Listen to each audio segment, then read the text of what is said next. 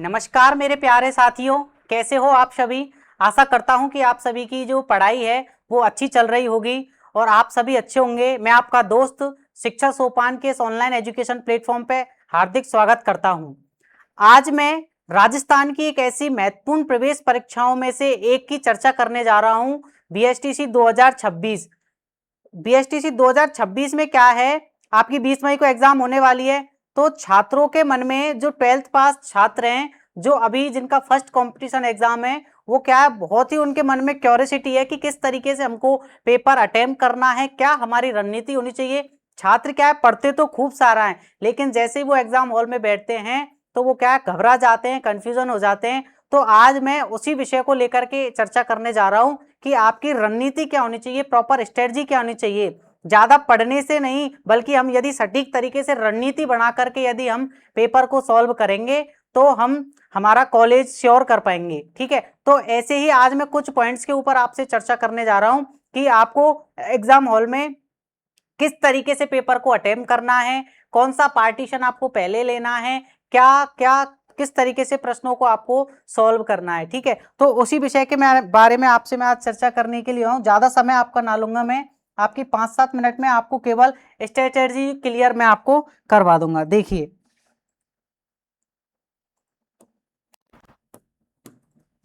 सबसे पहले आपको पता है कि आपकी जो एग्जाम है बीएसटीसी है, इसको अब प्री डीएलएड के नाम से जाना जाता है। प्री डीएलएड के नाम से जाना जाता है, यानी प्राथमिक क्षेत्र में शिक्षक बनने का ये बहुत ही अच्छा अवसर है आपके पास में। ठीक है, तो बीएसटीसी 2026 की जो है एग्जाम, वो कब होने वाली है सभी को पता है। डेट आ चुकी है 20 मई। आपके एग्जाम से पहले कुछ दिन पहले आपके एडमिट कार्ड जारी हो जाएंगे। 20 मई 2026 को आपकी ये एग्जाम रहने वाली है। ठीक है, आपको पहले भी मैं इस बारे में चर्चा कर चुका हूं और अब भी मैं आपके लिए बता रहा हूं कि जो आपका जो एग्जाम का जो पेपर है वो आपका 600 मार्क्स का होने वाला है। यानी टोटल नंबर कितने आपके रहने वाले हैं, 600 आपके नंबर रहने वाले हैं। और टोटल आपको क्वेश्चन कितने आएंगे, टोटल क्वेश्चन हमारे लिए 200 आएंगे एग्जाम में। कितने क्वेश्चन आएंगे, 200 क्वेश्चन आएंगे और 600 नंबर का, यानी कि जो प्रत्येक आपका प्रश्न है वो आपका 3 नंबर का रहने वाला है। यानी एक जो प्रश्न है वो आपका कितने नंबर का रहने वाला है, 3 नंबर का रहने वाला है आपका एक प्रश्न। अब हमको करना क्या है इसमें, ये हमको पता लग गया कि ये, लेकिन सबसे एक प्लस पॉइंट क्या है आपके लिए, एक प्लस पॉइंट ये है कि इसमें आपकी कोई भी नेगेटिव मार्किंग नहीं है।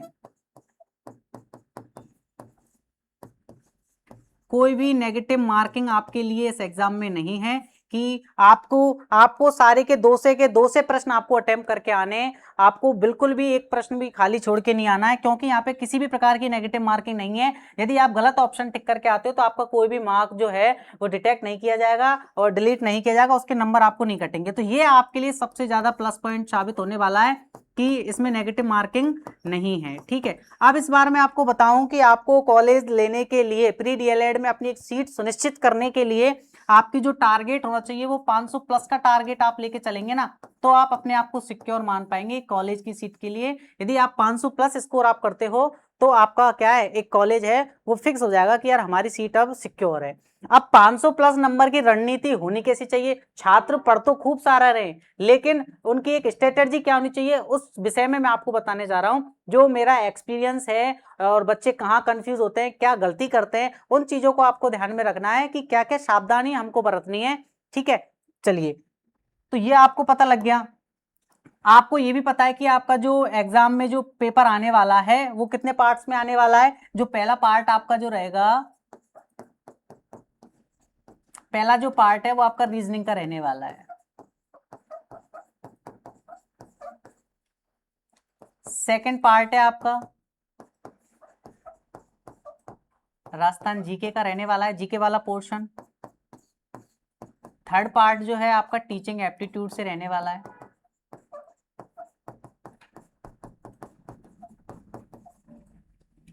और फोर्थ जो आपका पार्ट है उसमें आपकी एक तो इंग्लिश कंपलसरी है जिसके 20 क्वेश्चन आते हैं, और इसमें आपको हिंदी और संस्कृत, इनमें से आप एक कोई ऑप्शन में चूज कर सकते हो कि आपकी यदि संस्कृत बढ़िया है तो संस्कृत वाले क्वेश्चन अटेम्प्ट कर सकते हो, और यदि आपकी हिंदी बढ़िया है तो आप हिंदी के क्वेश्चन अटेम्प्ट कर सकते हो। ठीक है, तो ये आपका क्या रहने वाला है, ये आपका पेपर पैटर्न रहने वाला है। पहले भी मैं आपको बता चुका हूं कि आपके जो ये हैं, ये 30 नंबर ये यानी 90 नंबर के हमारी हिंदी और संस्कृत के प्रश्न हो गए, 60 नंबर की हमारी क्या हो गई, इंग्लिश हो गई, और बाकी के हमारे 150 नंबर की शिक्षण अभिरुचि, 150 नंबर की राजस्थान जी के, और 150 नंबर की हमारी रीजनिंग।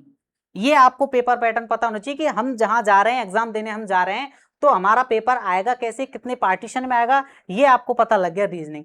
अब बात करता हूं कि आप एग्जाम में पहुंच गए, तो सबसे पहले आपको एडमिट कार्ड और अपने एक ट्रांसपेरेंट पेन आपको लेकर के जाना है। बिल्कुल भी पैनिक नहीं होना है, घबराना नहीं है आपको। पेपर जैसे ही आपके हाथों में आएगा, तो अधिकतर स्टूडेंट्स क्या गलती करते हैं, अधिकतर स्टूडेंट्स ये गलती करते हैं कि सबसे पहले वो रीजनिंग वाले पार्ट को उठा लेते हैं और उसी में ही क्या होने लग जाते हैं, उसी में घुल मिल जाते हैं, और अपना काफी सारा समय उनका निकल जाता है रीजनिंग को हल करते करते, ये उनको खुद को पता नहीं चलता है। फिर इन प्रश्नों में, इन बाकी के जो पार्टीशन होते हैं, इनमें वो फिर क्या करते हैं, जल्दबाजी करते हैं, और सिलेक्शन दिलाने वाले जो हैं, मतलब अच्छी आपको अकॉर्डिंग टू स्ट्रेटेजी आप अच्छी तरीके से चलोगे तो आपका श्योर सिलेक्शन होगा। मैं ये नहीं कह रहा कि रीजनिंग आपको छोड़ करके आनी है, जीके आपको छोड़ करके आनी है, but according to human psychology आपका शरीर वहां किस तरीके से वर्क कर रहा है, आपका माइंड किस तरीके से वर्क कर रहा है, आप किस तरीके से वहां क्या, किस तरीके से आपका माइंड है वो अटेम्प्ट कर पा रहा है क्वेश्चनों को, उसके अकॉर्डिंग हम देखेंगे। भले ही आपकी रीजनिंग कितनी भी अच्छी है, ठीक है, भले ही आप चीजों को सॉल्व कर पा रहे हो, बट आपको पहले अकॉर्डिंग टू माय एक्सपीरियंस आपको सबसे पहला जो पार्ट है वो रीजनिंग का नहीं लेना है। आपको सबसे पहला पार्ट रीजनिंग का नहीं लेना है। इसमें कारण क्या है, आप यदि रीजनिंग लोगे तो उसमें क्या है, जैसे कोई प्रश्न हमसे आ रहा है तो हम उसको डायरेक्ट हल कर देते हैं। यदि किसी प्रश्न में हम उलझ गए तो हम उसमें क्या है, हमारी बात ईगो पे आ जाती है, फिर हम उसी में लगे रहते हैं कि यार ये प्रश्न सॉल्व क्यों नहीं हो रहा, मैं इसको सॉल्व करूंगा। तो उसमें आप पता नहीं लगता कब एक प्रश्न में 4 से 5 मिनट आप वेस्ट कर देते हो, और फिर टाइम की कमी हो जाती है लास्ट में जाकर के। तो मेरा मानना यह है कि आप पहले रीजनिंग को स्किप कीजिए, और एट लास्ट उसमें आप समय बचा करके रखिए कि मेरा फ्रेश माइंड से मैं रीजनिंग को सॉल्व करूंगा। अब आप सबसे पहले जो अटेम्प्ट करेंगे, यानी एट फर्स्ट जो है आप क्या अटेम्प्ट करेंगे, सबसे पहले आप अटेम्प्ट करेंगे आपका जीके वाला पार्टीशन। एग्जाम हॉल में सबसे पहला जीके। अब सर जीके क्यों अटेम्प्ट करेंगे, जीके हम इसलिए अटेम्प्ट करेंगे क्योंकि जीके का सीधा सा फंडा है, यदि प्रश्न हमको आता है तो सही करना है, और यदि नहीं आता तो गलत करना है। उसमें हम टाइम वेस्ट वाला कोई हमारा सीन नहीं होता कि उसमें हम गुथे पड़े। ठीक है, लास्ट में मैं आपको बताऊंगा कि अगर आपसे प्रश्न भी नहीं आ रहा तो आप कैसे हल करोगे उनको, है ना, एक एलिमिनेशन मेथड आपको यूज करना है। ठीक है, तो जीके हो गई आपकी, जीके को आप पहले हल करिए। अब हमको पता है कि जीके के हमारे 50 क्वेश्चन हमको आने वाले हैं। ठीक है, 50 क्वेश्चन हमको आने वाले हैं, और हमको इतना भी पता है कि जो प्रश्न हमको सीधा सीधा आ रहा है उसको हम सीधा हल करेंगे, और उसमें हम तुक्का लगाएंगे जो हमको नहीं आ रहा है, बट उसमें हम गुथेंगे नहीं, टाइम वेस्ट ज्यादा हम नहीं करेंगे। तो जीके के 50 क्वेश्चनों को हम सॉल्व करते गए, लगभग आप 20 से 25 मिनट या मिनिमम मैक्सिमम आधा घंटा आप इसमें खराब कर दीजिए अपनी जीके में। आधा घंटे से ज्यादा आपको जीके को नहीं देना है, और मैं तो ये कह रहा हूँ आप 20 से 25 मिनट में जीके को फिनिश कर दो, और जो जो आपसे पार्टीशन, जो प्रश्न आपसे आ रहे हैं उसमें आप जीके को खत्म कर दीजिए पहले पार्ट में। ठीक है, अब जीके को भी हल करते समय आपको मैं बताऊंगा कि आपको सबसे ज्यादा भूगोल और जो कल्चर है वो वाले प्रश्न आपको देखे जाने, और इस समय पे आप जितना ज्यादा एमसीक्यू को सॉल्व करोगे उतना ज्यादा आपके लिए बेनिफिशियल रहेगा एग्जाम की दृष्टि से। ठीक है, जीके आपने हल कर ली।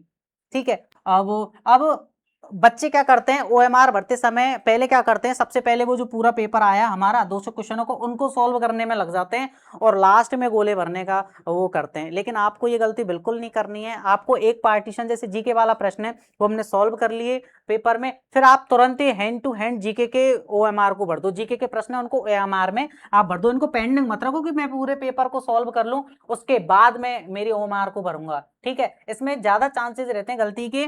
आपने जीके वाले प्रश्न सॉल्व कर लिए तो ओएमआर में आप जीके वाले प्रश्नों को पूरा कर दो, और वहां पे सीरीज का आपको क्या रखना है, ध्यान रखना है। सीरीज का आपको विशेषतः ध्यान रखना है कि मुझे क्या किस तरीके से वो करना है। जैसे आपके सामने गोले आए, ठीक है, आपको पता है कि ई गोला आता है हमारा, यदि आप प्रश्नों को हमको ई वाला तो भरना ही नहीं है। क्यों नहीं भरना, क्योंकि हमको पता है यहाँ पे नेगेटिव मार्किंग है नहीं है हमारी, और नेगेटिव मार्किंग नहीं है तो हम सारे प्रश्नों को अटेम्प्ट करके आएंगे। ठीक है, तो ई वाले को आप अपने माइंड से निकाल के चलिए। आपको एक गोले को बिल्कुल प्रॉपर तरीके से क्या करना है, काला करना है, और सीरीज का ध्यान रखना है। ऐसा नहीं है भाई साहब की रीजनिंग आपने स्किप कर दी और जीके के प्रश्न आप सॉल्व कर रहे हो, और रीजनिंग वाले पार्टीशन में यानी 1 2 3 4 में आपने जीके के प्रश्नों को सॉल्व कर दी रीजनिंग में। अगर रीजनिंग बर्बाद हो गई, अगर आपकी जीके बर्बाद हो गई, तो ये गलती आपको अवॉइड करनी है कि आपको बिल्कुल बिल्कुल एकाग्रता के साथ में माइंड को कंसंट्रेट करके आपको ध्यान देना है कि मैं कौन से प्रश्न को सॉल्व कर रहा हूं और OMR में वो सीरीज सेम है या नहीं है।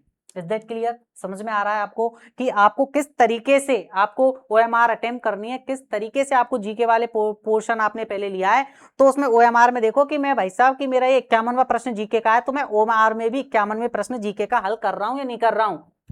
ऐसा तो नहीं है कि कहीं मैं रीजनिंग वाली OMR में और जीके के प्रश्नों को सॉल्व करता चला रहा हूं और लास्ट में फिर मुझे पता लग रहा है कि ये तो क्या हो गया, फिर कोई वो नहीं है। इसलिए अपने माइंड को बिल्कुल एकाग्रचित आप रखेंगे। मैं पहले ही आप बता रहा हूं कि आप कौन सी गलती करने वाले हो, तो उनको अभी आप सुधार लेना, ठीक है। दूसरी गलती क्या करते हैं स्टूडेंट, नोट वाले प्रश्नों पर, नहीं वाले प्रश्नों पर ध्यान नहीं देते, ओवर कॉन्फिडेंशियल हो जाते हैं और प्रश्न में पूछा जा रहा है कि निम्न में से कौन सा नहीं है, और नहीं को छोड़ करके वो डायरेक्ट ध्यान दे देते हैं है पे और है वाला ऑप्शन टिक करके आ जाते हैं, जो हमारा गलती हो जाती है। तो इस पे भी आपको विशेषतः ध्यान देना है, ठीक है, कि हमको प्रश्न को अच्छे तरीके से पढ़ना है, ठीक है।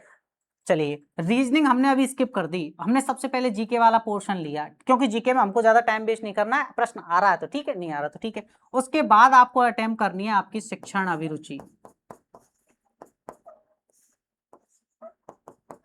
शिक्षण अभिरुचि आपका बहुत अच्छा बच्चों के लिए बहुत अच्छा पार्टीशन दिया गया है। शिक्षण अभिरुचि ये बहुत ही सरल है, इसको हल करते करते बच्चा इतना कॉन्फिडेंशियल हो जाता है, कॉन्फिडेंट अपने आप में करने लगता है कि यार पेपर बहुत इजी है। शिक्षण अभिरुचि को हल करने का, सॉल्व करने का, प्रश्न अटेम्प्ट करने का क्या तरीका है, इसमें आपको अपने जो दिमाग में पॉजिटिविटी रखनी है। क्या रखनी है? पॉजिटिव रखनी है। एक सकारात्मक आपकी सोच होनी चाहिए, सकारात्मक आपके दिमाग में फील होनी चाहिए। आप जो भी फैसला लेने जा रहे हो वो छात्रों के हित में होना चाहिए। क्या होना चाहिए? छात्रों के हित में वो फैसला होना चाहिए। इसमें शिक्षण अभिरुचि में क्या है, आपको वो एक शिक्षक के तौर पे आपको खुद को इमेजिन करना है। सपोज दैट मैं एक टीचर हूं और मुझे किसी बच्चे को सिखाना है, तो मैं अपना किस तरीके से बेस्ट दे सकता हूं। क्या मैं उसको मार करके सिखा सकता हूं, क्या उसको प्यार से सिखा सकता हूं। तो एक बात याद रखना, शिक्षण अभिरुचि को सॉल्व करते समय पॉजिटिव आपके हमेशा बात आपके दिमाग में होनी चाहिए, सकारात्मक आपकी सोच होनी चाहिए, और ऐसा फैसला नहीं लेना है जो छात्रों का अहित करे। Is that clear? छात्रों के हित में वो बात होनी चाहिए, ठीक है, कि मैं छात्रों को दंड ना देकर के उनको प्यार से समझाऊंगा, उनको उत्साहवर्धन करूंगा। मतलब आपको एक अच्छा शिक्षक बनना है और पॉजिटिव थिंकिंग आपकी होनी चाहिए। उस छात्रों के हित को लेकर के आपको ये बातें, शिक्षण अभिरुचि को आपको हल करना है। बहुत सरल पार्ट है आपका पेपर का और सबसे ज्यादा नंबर दिलाने वाला पार्टीशन है। सबसे ज्यादा नंबर स्टूडेंट्स के शिक्षण अभिरुचि वाले पार्टीशन में आते हैं। 4 ऑप्शन होते हैं जिनमें से एक ऑप्शन हमको क्लिक करना पड़ता है और आपको वहां एनालिसिस हो जाता है कि यार मैं अच्छा सोच रहा हूं और मुझे ये वाला ऑप्शन मेरा सही है। इतनी आपको दिक्कत इसमें नहीं आने वाली है, ठीक है। अब हम बात कर रहे हैं शिक्षण अभिरुचि के बाद में आपका आपने रीजनिंग स्किप कर रखी है और आपने 15 से 20 मिनट में आपने जीके फ्री कर दी, फिर आपने शिक्षण अभिरुचि ले ली। लास्ट जो समय वो आपको बचा के रखना है, किसके लिए? रीजनिंग के लिए, ठीक है। चलिए अब हम चलते हैं हमारे इंग्लिश पे। किस पे चलते हैं हम? हमारी इंग्लिश पे हम चलते हैं मेरे स्टूडेंट्स, ठीक है। इंग्लिश पे हम पे चलते हैं। हमारे दिमाग में क्लियर है बिल्कुल कि सर इंग्लिश के हमारे कंपलसरी हैं और 20 प्रश्न हमको आने वाले हैं, 20 प्रश्न हमको आने वाले हैं। अब जिन स्टूडेंट्स की इंग्लिश वीक है उनको ज़्यादा भी नहीं गुतना है। अगर आपसे प्रश्न हल हो रहा है तो उसको सीधा करिए और लास्ट में आप देखिए, लास्ट में उस प्रश्न पे गोला लगा दीजिए कि यार ये प्रश्न मुझसे नहीं हो पा रहा है आपके प्रश्न पत्र पर, और फिर उसको लास्ट में करने की कोशिश कीजिए। ज्यादा समय आप ना लेंगे इंग्लिश में भी। क्यों ना लेंगे? क्योंकि हो सकता है फिर रीजनिंग के लिए समय कम पड़ जाए। तो एक प्रॉपर तरीके से आपको किस तरीके से टाइम को मैनेजमेंट करना है, इसके लिए सर हम क्या करें, इसके लिए आप प्रैक्टिस कीजिए। कोई अलार्म सेट करके 3 घंटे का, और उसमें आप पूरे 200 प्रश्न की प्रैक्टिस कीजिए और आपको पता लग जाएगा कि यार मैं इतने समय में इतना प्रश्न अटेम्प्ट कर पा रहा हूँ, ठीक है। तो वो आपको एनालिसिस हो जाएगा। इंग्लिश के 20 प्रश्न है आपको, फिर इनको आपको शिक्षण अभिरुचि के बाद इंग्लिश के प्रश्न आपको सॉल्व करने हैं, ठीक है। इंग्लिश के प्रश्न आपके सॉल्व हो जाएंगे, फिर आपको हिंदी और संस्कृत में से चूज कर लेना। ये आपका सरल पार्टीशन आ गया कि जिसमें आपकी कमांड है, हिंदी अच्छी लग रही है तो हिंदी के करो, संस्कृत के आ रहे हैं तो संस्कृत के करो। फिर ये प्रश्न भी हमारे सरल हैं, इनमें भी हमको ज्यादा समय नहीं लेना है, क्योंकि हमको पता है ज्यादा हमको दिमाग लगाने वाली बात नहीं है। अगर हमको पता है कि इसमें ये संधि है तो यही होगी, इसमें ये उपसर्ग है तो ये होगा, डायरेक्ट हम इसको प्रश्न को कर सकते हैं, ज्यादा हमारा समय खर्च ना होगा। अब हमने जो पेपर का जो है लगभग 75 पोर्शन है वो कंप्लीट कर लिया। जीके हमने अटेम्प्ट कर ली और शिक्षण अभिरुचि अप्लाई कर ली, इंग्लिश कर ली, हिंदी कर ली हमारी। अब हमारी लास्ट बच जाती है रीजनिंग। लास्ट का जो समय आपका 1 घंटे का, वो आप अपनी रीजनिंग को दे सकते हो और एक बड़े अच्छे तरीके से हर प्रश्न को आप सॉल्व कर सकते हो।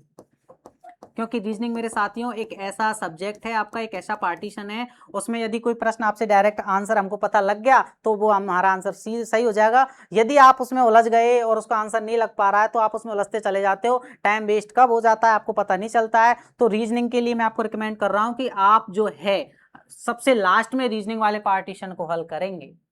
लास्ट का जो समय है वो आप रीजनिंग के लिए बचा करके रखेंगे, जिसमें आपको रीजनिंग बड़े अच्छे तरीके से शांत व्यवहार से आपको रीजनिंग को सॉल्व करनी है। और रीजनिंग में भी आपको जो सारी जो ट्रिक्स है और जो इसके मेथड्स हैं वो सारे यूज करके जाने की, सारे याद करके जाने के, क्या कोडिंग रिकॉर्डिंग के मेथड्स होते हैं, क्या हमारी जो एनालॉजी होती है, ठीक है, क्या क्या हमारे कौन कौन से टॉपिक हैं उनके सारे जो ट्रिक्स हैं। और रीजनिंग भी इतनी डिफिकल्ट नहीं आएगी, आप वहां जैसे हल करोगे, यदि आपको टिप्स पता है, यदि आपको ट्रिक्स पता है, तो आप जैसे ही आप हल करोगे आपके सामने आंसर ऑटोमेटिक निकल के आ जाएगा। तो लास्ट की जो आपका जो एनर्जी है वो आपको देनी है रीजनिंग की। आपको शुरुआत के समय में अपनी जो पूरी एनर्जी है वो रीजनिंग में खर्च नहीं करनी है।